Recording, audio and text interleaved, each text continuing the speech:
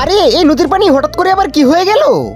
বুঝতেছি না হঠাৎ করে এইভাবে শুকিয়ে যাইতেছে কেন। উপরেও তো দেখতেছি এত রোদ নেই, কিন্তু এরপরেও নদীর পানিগুলো শুকিয়ে যাইতেছে। আরে এই নদীর মধ্যে তো অনেকগুলো সুন্দর সুন্দর মাছ আছে, যদি পানি শুকিয়ে যায় তাহলে এই মাছগুলোর কি হবে? এক কাজ করি, তাড়াতাড়ি বাড়ি থেকে কারো কাছে বলে আসি।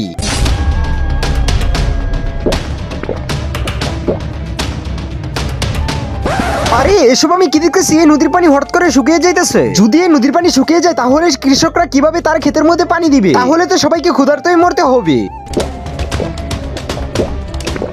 আরে এই নদীর পানি তো এই ইটকলাটা খেয়ে ফেলতেছে, বুঝতেছি না এটা আবার কিভাবে পানি খেয়ে ফেলে। দাঁড়াও এক্ষুনি কাছে গিয়ে দেখতেছি। নেক্সট পার্ট দেখতে চাইলে লাইক সাবস্ক্রাইব করে কমেন্টে পার্ট 2 লিখে যাও।